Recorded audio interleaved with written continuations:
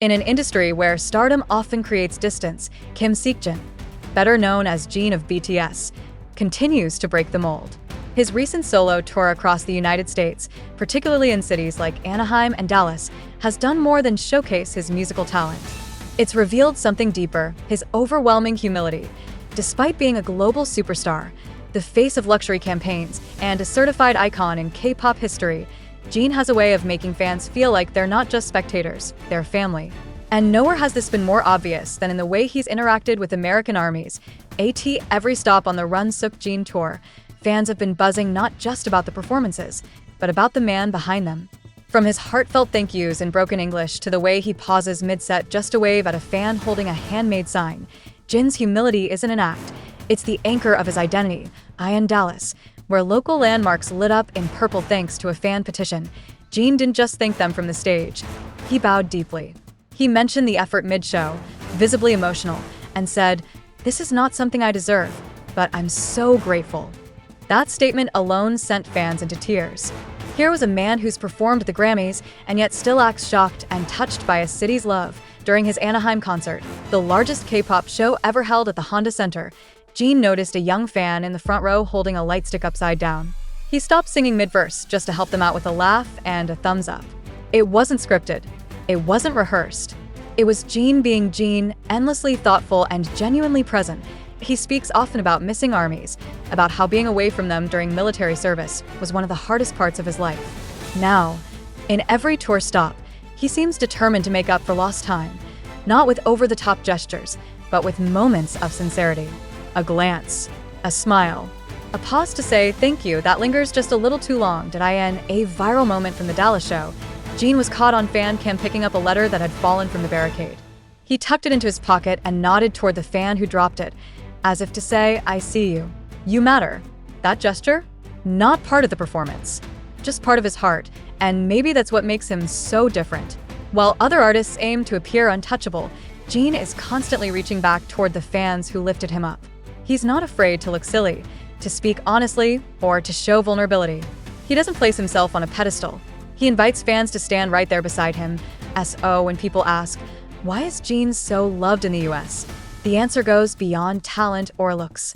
It's because he treats every fan, regardless of country, language, or distance, like a friend, like someone worth cherishing. And in today's world, that kind of humility isn't just rare, it's powerful.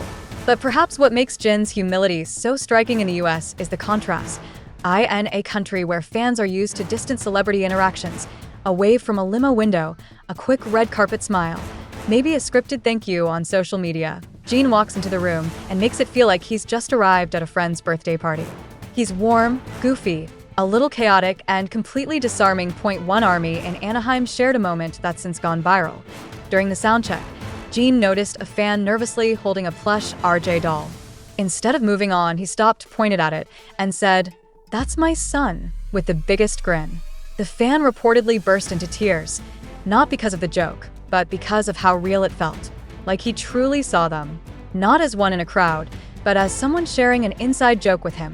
Another fan recalled being in the upper stands in Dallas, far from the main stage. Still, Jin waved toward their section and shouted, "You in the top, I see you." The fan later tweeted, "I never thought I'd feel noticed from this far away. He made me feel like I mattered." And that's Jin's magic. His humility doesn't shrink in big spaces, it expands to reach everyone. Even backstage stories from staff and local crew have surfaced, painting a consistent picture of kindness. He thanks every person by name when he can. He asks if the staff ate. He bows to the lighting crew. He laughs with translators. This isn't celebrity polish. This is genuine, practiced respect, something that comes from upbringing, not training. And while many artists create distance to maintain their image, Jin breaks that barrier completely. One moment he's serenading you with a jaw-dropping live vocal. The next he's giggling at a dad joke or tripping on a mic cord and laughing at himself. Fans don't just love his music. They trust him. They feel safe with him. It's no wonder then that American armies have been organizing everything from citywide purple light-ups to fan projects with handwritten letters and custom banners. Because with Jin, the kindness is mutual. He gives it without asking, and fans return it with all their hearts.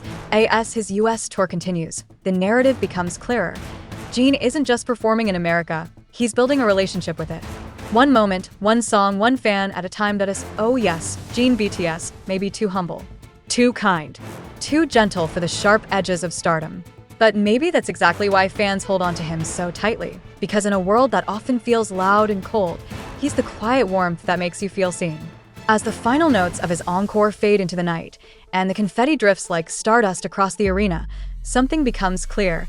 Jin BTS isn't just performing. He's healing. Through laughter, through soft glances, through words that are often too humble for the scale of his fame, he reaches out to people's hearts and stays there.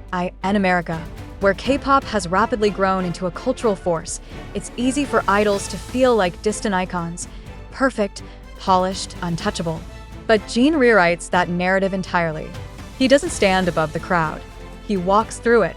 He makes awkward eye contact, throws a heart, flubs a lyric, and smiles like it's the best mistake he's ever made. That's what makes him unforgettable. In the words of one Dallas fan, Jin didn't feel like a superstar. He felt like a friend I've known my whole life, someone who just happened to be standing under a spotlight.